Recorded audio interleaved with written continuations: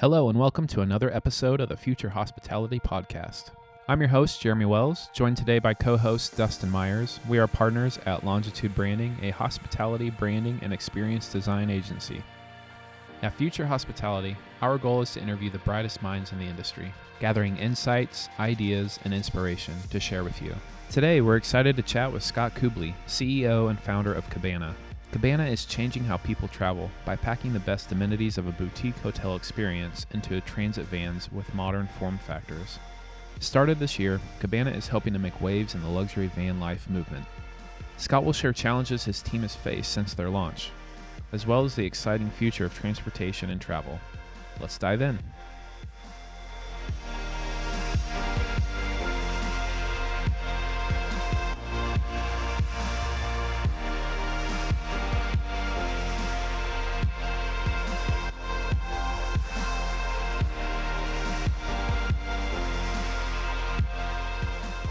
Hey Scott, thank you so much for joining us today. We're really excited to chat with you. Yeah, thanks for having me. Yeah, so for those of you that don't know, Scott is heading up the ship over at Cabana, and they're doing some really interesting stuff out there. We reached out to them because it just seems so unique, the type of problem that they're solving in the market, and we thought it'd be really great to talk with him about his business, how the last 100 days have affected his business, and what his plans are moving forward into the future as well. So, Scott, for those listening that might not know what Cabana is, how would you describe it to them?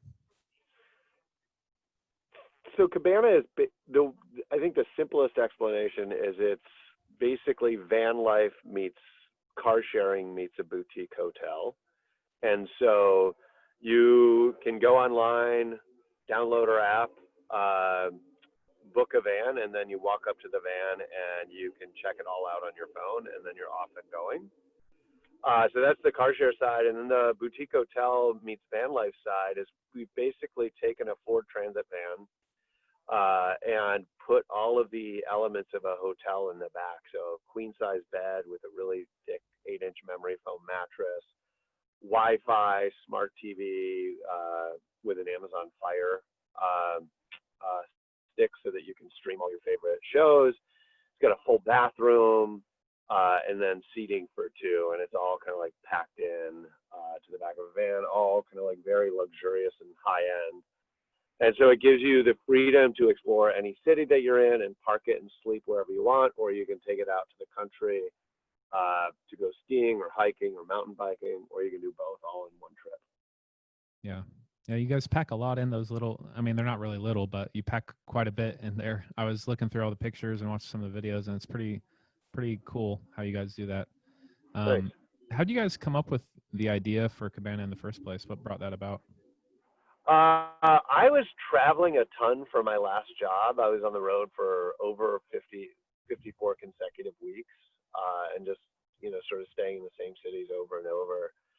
And what I realized was when I would watch these rates fluctuate, what I saw was like demand far outstripping supply driven by events. And then I also realized that, I'm paying $400 a night to stay in, the Tenderloin in San Francisco, which, is strictly due to land value and supply. So, if you can put real estate on wheels, you essentially have an opportunity to take the land value out of the cost of your hotel. And so you can get at a much lower price point, you can get a hotel wherever you want it. That was the genesis of the idea. And then COVID obviously completely upended that, and I think actually validated the flexibility of the model, because as business travel and tourism, kind of tanked with people traveling, hotels around the country, around the world, kind of saw their bookings all evaporate. We saw the same thing from people that were traveling into Seattle, but then as soon as those bookings were canceled and the stay-at-home orders started getting relaxed, a bunch of locals came in and started booking vans and taking it out into the areas around Seattle. So it's like this super flexible form factor that allows you to serve tourists coming into a market, but if for some reason that doesn't work, you have locals that are going to be taking staycations. And so, you know, that's kind of what the last 100 days have looked like.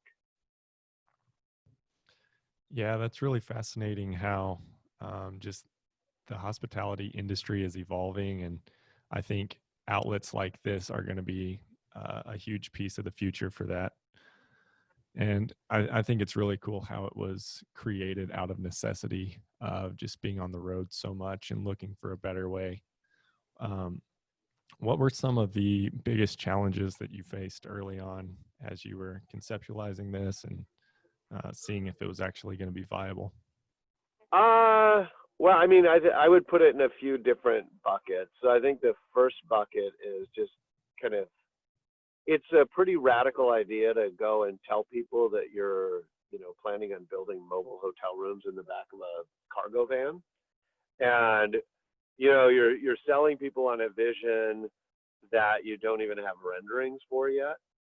And so that was, that made fundraising early on really interesting, you know, and challenging. So you talk to a lot of angel investors and they looked at it and they said, okay, it's really capital intensive and I'm struggling to visualize what you're talking about. And fortunately, we just, you know, we found the right investors early on that had led disruptive companies in the past. And so kind of totally got the nature of the vision and have been incredibly supportive. So that was challenging. And then I think the other challenging aspect has really been around how do you take this concept and with, you know, in a relatively lean fashion, build something completely new and different. And so we talked to 25 or 30 different van builders around the country about what we were trying to do and the vision that we were trying to achieve. And really, like, we struggled to find anybody that, one, got the vision, and then two, had the capacity to do the work. And we were really fortunate to find a great partner to get us started. And, you know, I think those have been the two big challenges. Yeah. Yeah. And as you were talking to these people, to investors and to, you know, builders, van builders and things like that, as you were sharing the vision with them, I mean, do you view this cabana as filling a void in the market, or do you see it as creating an entirely new space, or what was your thoughts around that? I think a little bit of both. I mean, so I think the problem that we're solving is that I think you can come at it from, like, when you're pitching folks, there's like two different ways to pitch it. One is like, here's the problem and here's our solution. And the other is, you know, hey, we've got this great new product that nobody actually has seen or is asking for. So it's like, reminds me of the old Henry Ford quote, if I'd asked folks what they wanted, they would have asked for a faster horse. And so I think it's a little bit of both. On the problem side, I think the way I think about it is that, you know, hotels in cities are generally stuck in all of the wrong places for a lot of travelers. They tend to be kind of like in sterile downtowns or kind of like sterile parts of downtown where it's basically all tourists. And I think a lot of people want, when they visit a city, they want a really authentic experience. And so I think, you know, you want to stay in the neighborhood, but there's no hotel in a neighborhood. So you wind up in an Airbnb, but a peer-to-peer platform, you know, there's a lot of very spotty or erratic experiences. And then you take it to the country and, you know, traveling in the outdoors, and there's a lot of folks that for whatever reason, you know, maybe they don't want to camp, maybe they don't have the gear because they live in a small apartment, maybe they, you know, love being out in the wilderness, but they really like sleeping in a bed, which is me, but they don't want to like tromp around in a giant RV, right? That is bigger than any vehicle they've ever driven, and, you know, frankly doesn't have a particularly cool form factor and kind of looks like something that, you know, your parents might drive around, unless you have very cool parents in which they've already built their own camper. And so I think that is, you know, that was kind of the problem that we were trying to solve. Yeah. As you were creating the concept for the van itself and, equipping and modifying it, were there any like unique challenges you faced with that portion of it, or what were some things that you did to kind of enhance the guest experience? Yeah, I think that's a really good question, and I don't want to dive too into it because I think we've got like a little bit of secret sauce in terms of how we accomplished a lot of what we did. But I'll give you one that's like super visible and kind of gives you a frame of reference for how we think. So we kind of like approached every design challenge with two questions in mind, which was how do we make it like a hotel or better? And also, how do we turn every problem into an opportunity? And so if you take something as simple as a shower, right? Which at the end of the day, the bathroom drove the entire vehicle design, because to meet the hotel experience, you have to have an amazing bathroom. And to have an amazing bathroom in a van is like, that's a pretty hard experience. That's a pretty hard design challenge. And so, we used a Corian shower surround, so a solid surface, really clean lines, elegant shower surround. And then in the bottom, we have this like plastic shower pan, which is, kind of a synthetic material that doesn't feel super amazing on your feet, right? It doesn't feel, like a hotel. You take the second problem, which is, you're not always parked on level ground. And so that tub isn't going to drain properly, or that shower pan isn't going to drain properly. So then, if you're taking a shower, you're standing in your own shower water, which again, not an amazing experience, not something that you would tolerate in a hotel room, but something that folks will tolerate in a van, but not in a hotel room. And so that's a design problem. So how do you solve that? Well, maybe you drill multiple holes in the van, in the shower pan, so that you have multiple drain points. But what we did instead was we basically took like a 3/4 inch sheet of bamboo plywood and turned it into a shower pan. And so now you're standing above the pooled water, right? So you're not experiencing that.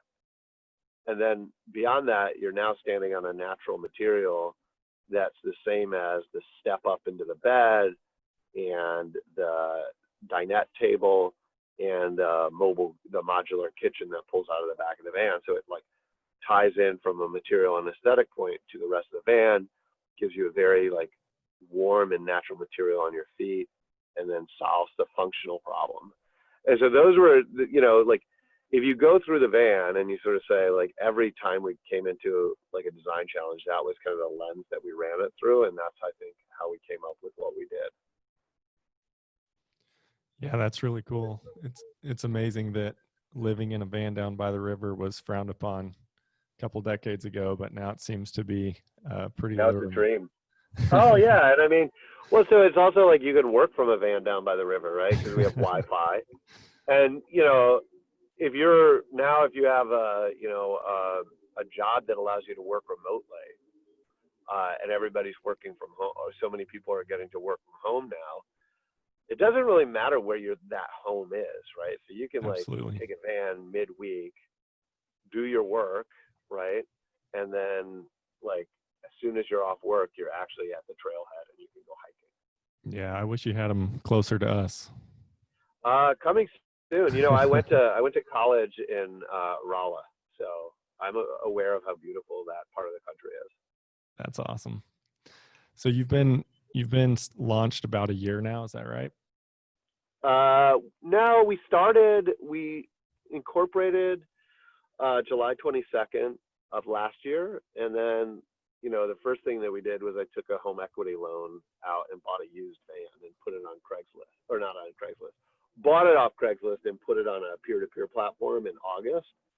So about 10 months. And then with our custom built vans, we started renting those out in February, and then launched our brand, like our official brand, at the end of May. Okay. So really only about 5 weeks or 6 weeks of really kind of like officially operating as Cabana.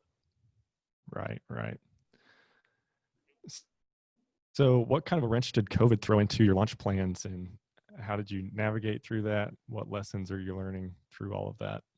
Yeah, so I'm a cup 1/4 full person. So like I will find a silver lining in just about any situation. And so COVID was pretty scary, but it's turned out to be pretty serendipitous as well.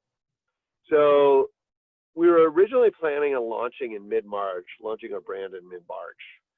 And we're going to launch with a different brand. And, we kind of like got to the really like the 11th hour, and we did a gut check, and we're like, you know what, we really don't like what we've come up with.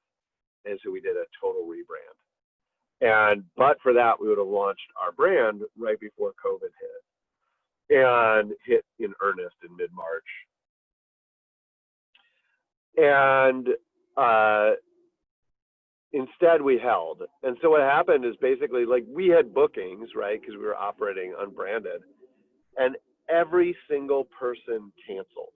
Every single booking that we had pre-COVID wound up canceling. And so we were pretty nervous. Wow. And, it was pretty dark days. And then like mid to late April, people have been in their house for 4 to 6 weeks. They're getting stir crazy. They can see the light at the end of the tunnel, and they start coming back and booking vans. And so we saw this massive uptake, actually more than we had pre-COVID. And it was actually really perfect timing for the brand, because you see people. So the other wrinkle was, people generally make their summer vacation travel plans in January and February. And so we're doing this big brand launch in March, we're really like being opportunistic and looking for those last minute planners and folks that have like kind of put it off. But what COVID did is it basically resulted, everybody canceled their summer travel plans. And then we launched right as people are rebooking all of their travel, and they're now thinking about, how do I stay out of an airplane, and how do I stay out of a hotel? And here's this product that like gives you all of the hotel amenities, but does it in a way that allows you to stay completely socially distant. So, I mean, it threw like a massive curveball to us, right? And has definitely changed kind of like how we were thinking about our initial marketing and who we were initially marketing to. But it also kind of created this massive opportunity that wouldn't have existed pre-March. Definitely. Yeah, I think the industry is definitely going to be seeing, the domestic and leisure travel leading the recovery. And it sounds like you guys are well prepared and getting prepared for that to happen. What other ways is Cabana preparing for kind of that influx that a lot of people are anticipating? Influx of demand. Yeah. Well, we're planning an expansion, so we'll be in the next month or so announcing the next market that we're launching into, and then I would anticipate by spring of 2021, ready for the summer travel season in 2021. We'll be in another, call it 6 to 10 cities. Awesome. Do you have any hints for us as far as the next market you're launching into? Yeah, like I would say stay tuned. I mean, one thing that I would say is just kind of a driving factor is the desire to open up one-way trips, so that people can rent a van in Seattle, drive it to City X, drop it off, and then fly home. Oh yeah. So that kind of like will help drive decision making on what markets. But I think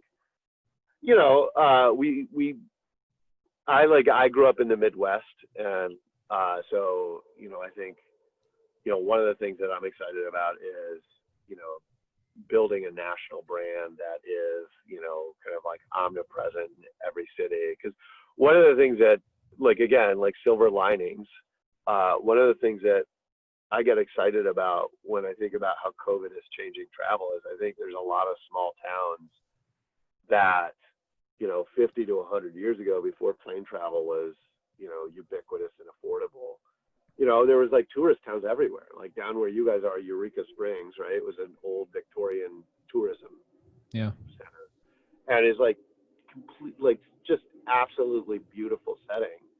And does, in a post-COVID world, does that kind of setting come back as a place people decide to go on vacation to? Or, in Chicago where I live for a good chunk of my early life, and then as an adult, there's a bunch of tourist towns along the kind of eastern coast of Lake Michigan, western side of the state of Michigan, that are great little vacation destinations that are going to be a lot more appealing now that a plane trip to the Caribbean is a potentially life and death situation.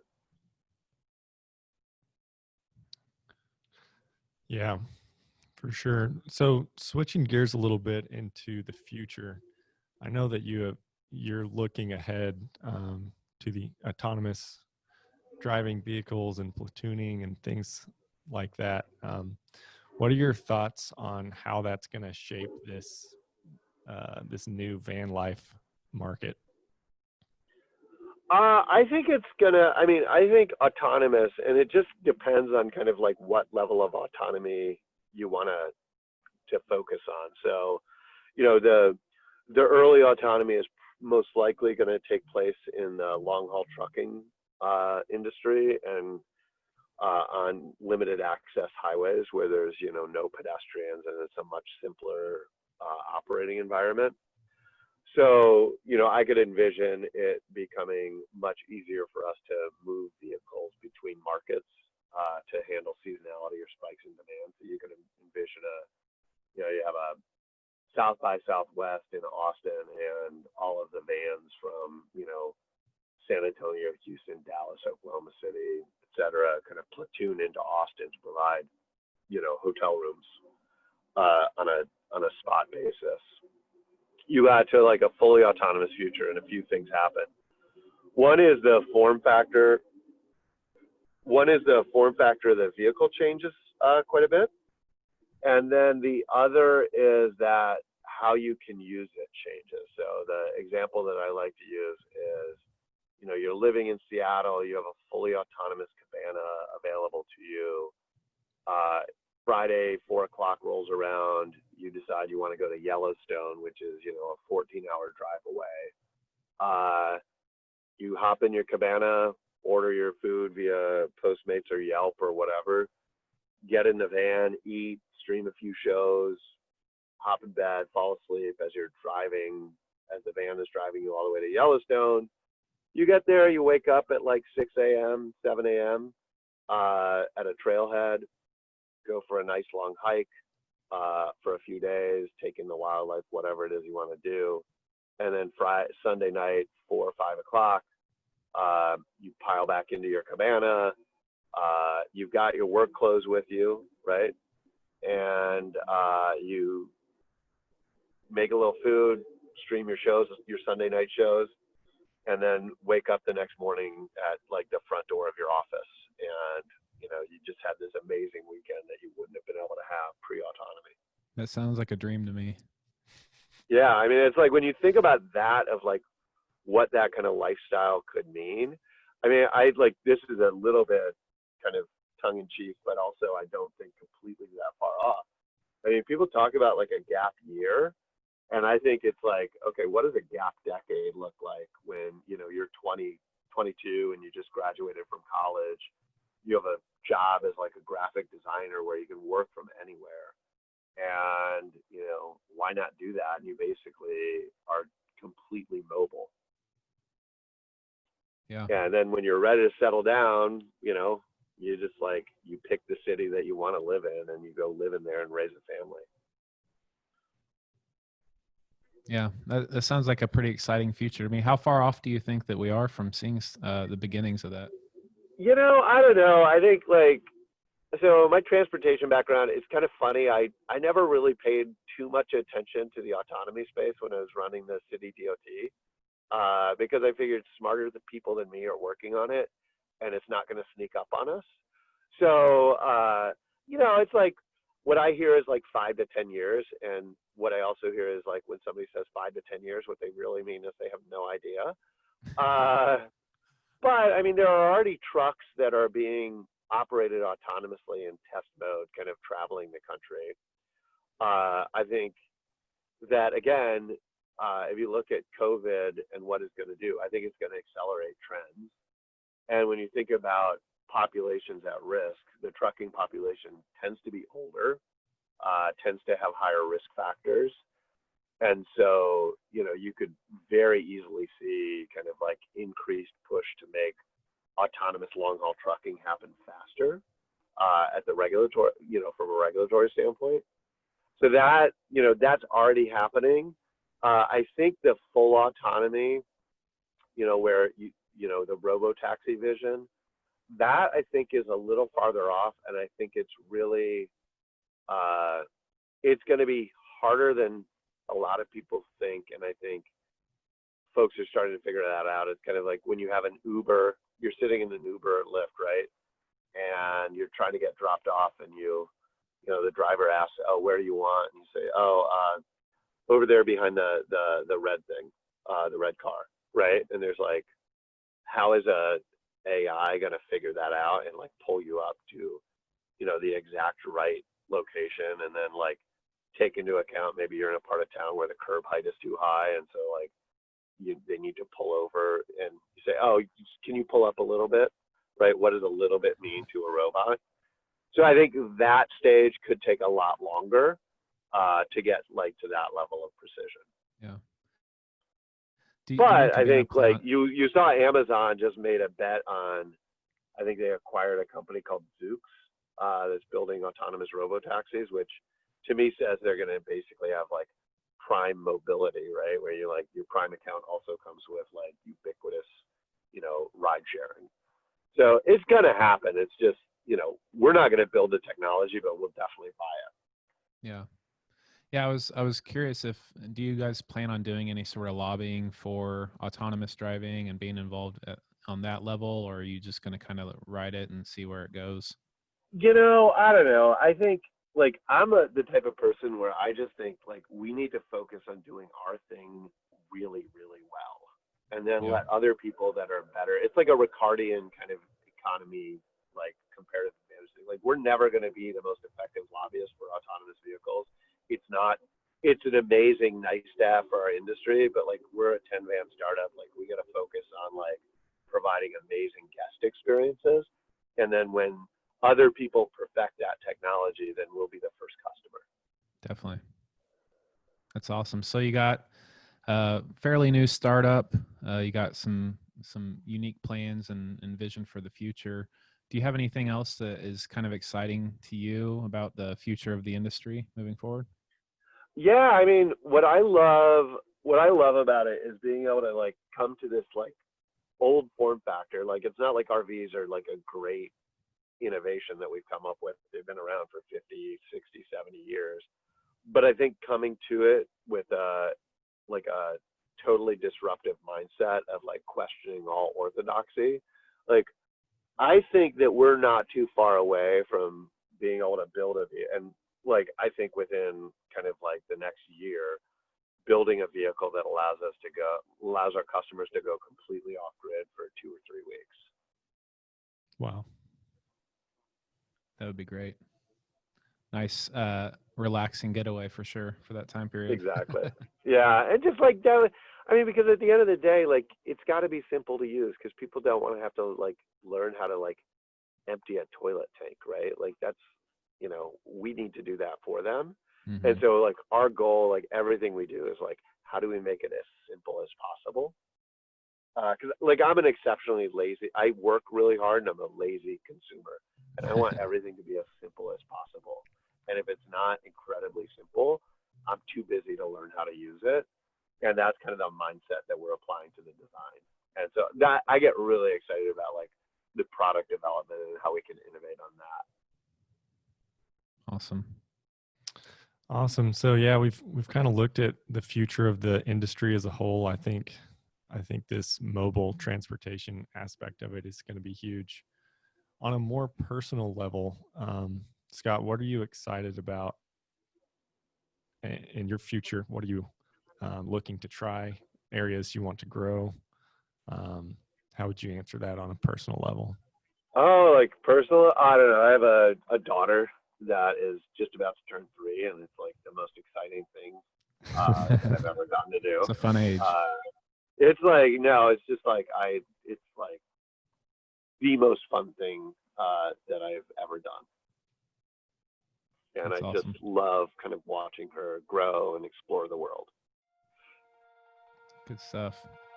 Yeah. Well, Scott, we appreciate your time, and it was very interesting to hear kind of the journey and your insights there into the future as well. Oh, thank you. Yeah. Thanks for Thanks having for me. joining us. Yeah, thank you. I hope you enjoyed today's episode of Future Hospitality Podcast. If you enjoyed today's topic and episode, please leave us a review. You can also find us on Instagram at Future Hospitality and on Facebook by searching for Future Hospitality.